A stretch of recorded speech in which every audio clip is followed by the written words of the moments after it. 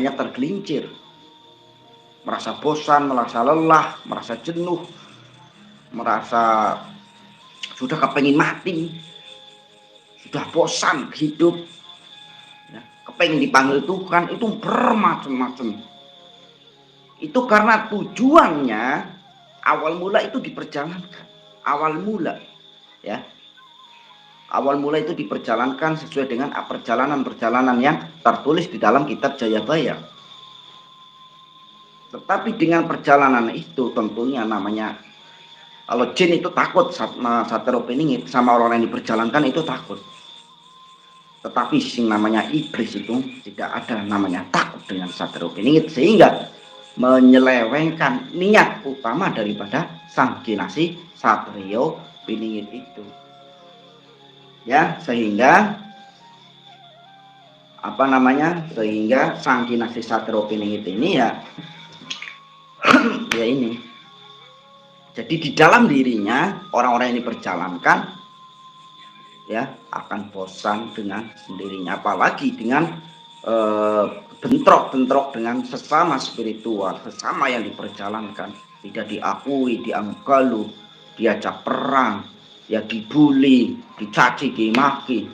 Nah disinilah titik daripada upaya-upaya iblis ini masuk kepada menyelewengkan atau membelokkan kepada orang-orang yang diperjalankan ini, sehingga adanya bentrok, adanya caci maki, bully, saling membuli, sehingga dalam niat utamanya yang diperjalankan itu supaya ingin mengubah atau memberikan perubahan terhadap umat akhir zaman yang sudah bisa dikatakan jahiliyah, lebih daripada jahiliyah.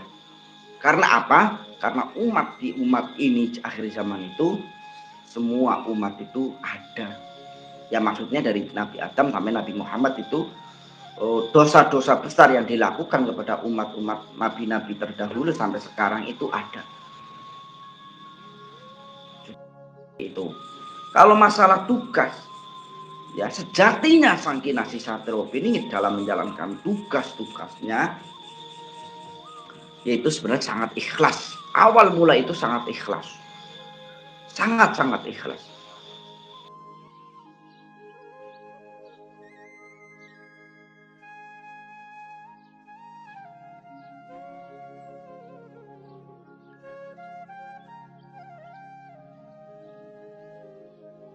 Semua itu tahu, ya, tetapi karena keinginan yang semakin mungkin perjalanan itu semakin nyata, ya, sehingga ada rasa di dalam penyakit di dalam hati itu tumbuh, ya, sehingga ingin jadi orang kaya mungkin, sehingga ingin menjadi Imam Mahdi, ingin menjadi apa segala macam. Tapi kalau tujuannya untuk memperkaya diri, harta amarah yang dicari-cari, ya tentunya itu adalah suatu kegelinciran yang dibelokkan oleh iblis.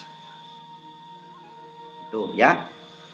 Jadi awal mulai Satrio Piningit ini ya setelah saya amati dari beberapa orang, dari beberapa orang-orang yang diperjalankan, ya, saya amati dari 1 sampai hampir ribuan, yang saya amati, saya teliti dengan pelan-pelan, dengan hati-hati, ya tentunya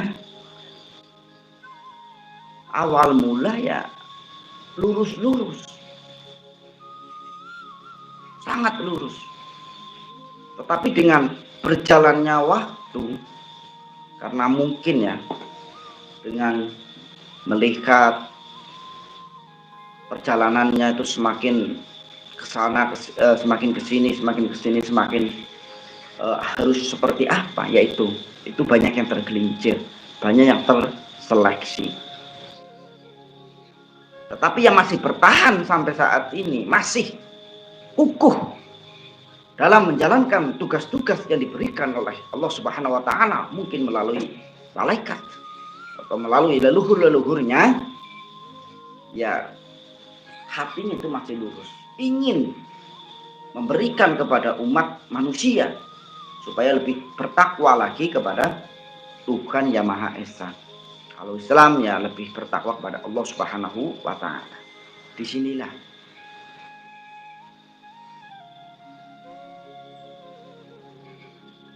jadi seperti itu ya.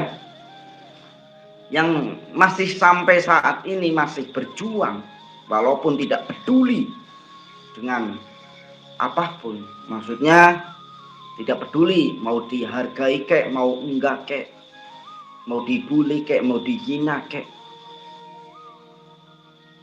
tetapi sampai saat ini detik ini di dalam hatinya itu masih membara perjuangan untuk menjaga NKRI ini, untuk menjaga warisan ajaran-ajaran para wali songo. Di situ itu yang sejatinya daripada sang kinasih Satrio Piningit. Ya kenapa kok banyak tergelincir? Ya salah satunya banyak yang diperjalankan. Itu tujuannya apa kok banyak sekali sampai ribuan yang diperjalankan di Nusantara ini? Ya. Ya tujuannya adalah untuk menutupi yang asli dan supaya orang-orang yang tergelincir ini nantinya akan menyadari bahwasannya yang asli adalah seperti itu seumpamanya.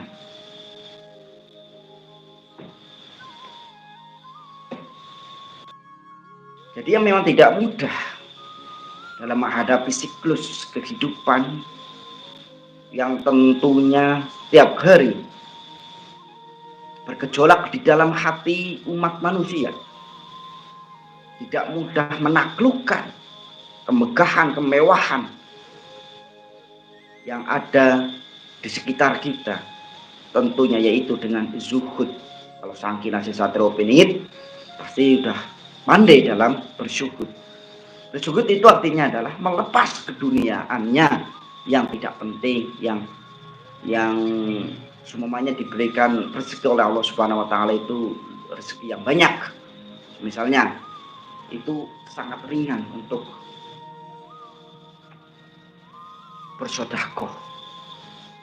Sedekah itu tak harus kepada si A si B. Dalam niatnya kalau ingin ada rasa sayang, kasih sayang, itu jadi tidak ada paksaan, ikhlas. Walaupun kita sedekah kepada anak yatim, misalnya fakir, miskin, tetapi kalau kita dipaksa di dalam hatinya ya kurang sempurna. Ya. Walaupun kita sedekah kepada seseorang yang mungkin mampu ya, misalnya, tapi dalam hati kita itu benar-benar ikhlas, dibarengi dengan kasih dan sayang, itu ada nilai tersendiri. Gitu. Ya dari yang Alit mohon maaf lahir kang lahir batin kang. Oke siap, terima kasih sama-sama ya. Itu. Jadi pada kesimpulan yang tadi, kenapa banyak yang tergelincir, yaitu karena tidak mampu melalui rintangan-rintangan, cobaan-cobaan yang digemblengkan oleh Allah Subhanahu wa taala untuk menjadi tangguh, untuk menjadi kesatria. Satria itu jatuh bangun. Ibaratkan peperangan, di dalam peperangan ya. Walaupun sudah nyawa tinggal 10%, tetapi selalu bangun, selalu mengangkat pedangnya. Selalu ingin berjuang membela kebenaran. Membela orang-orang cilik, membela wong cilik, namanya seperti itu. Jadi seperti itu ya.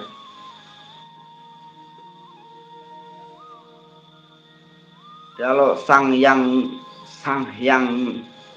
Cahyana Nirwana itu adalah, ada yang mengatakan itu adalah Tuhan, ada yang mengatakan itu sang kinasih Satrio Piningit, tetapi itu kan bahasa sastra kuna ya. Kalau untuk sang yang Nur Cahyana Nirwana, saya rasa itu bukan SP malah. Oke, ini dari Lukman. Terima kasih ya untuk Kang Lukman atas sawerannya ya. Mudah-mudahan berkah selalu, dilimpahkan juga rezekinya oleh Allah Subhanahu wa taala ya. Oke, Kang Lukman nih luar biasa. Yaitu, jadi kenapa banyak yang tergelincir? Ya karena salah satunya adalah orang-orang yang diperjalankan ini tidak lagi mampu melalui fase-fase dalam proses penggemblengan itu. Jadi tidak mampu ya dalam melalui proses-proses penggemblengan untuk dijadikan sang kesatria itu.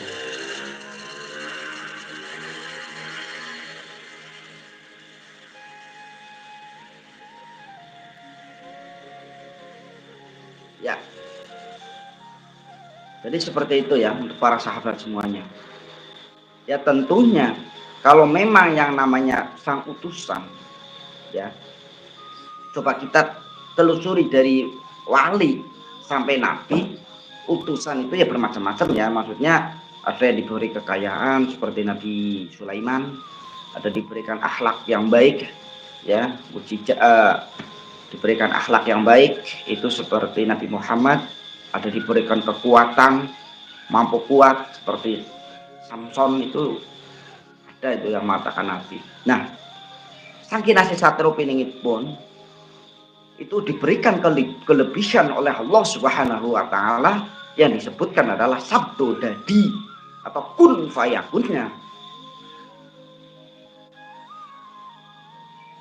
Ya, kun fayakunnya itu diijabah oleh Allah Subhanahu wa taala.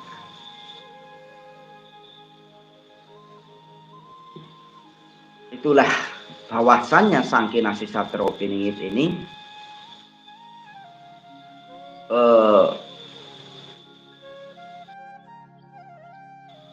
yang sejatinya itu tidak mudah itu untuk, apalagi mempunyai pikiran buruk terhadap orang.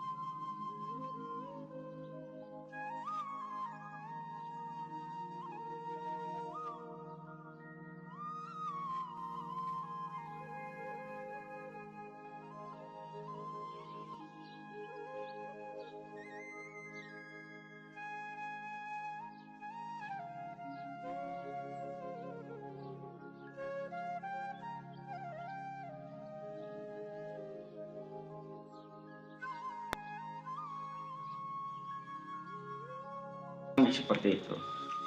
Dari sifat-sifat dengki, iri, hasud, hasad, ya seudon, itu udah nggak ada Satrio Piningit kayak gitu.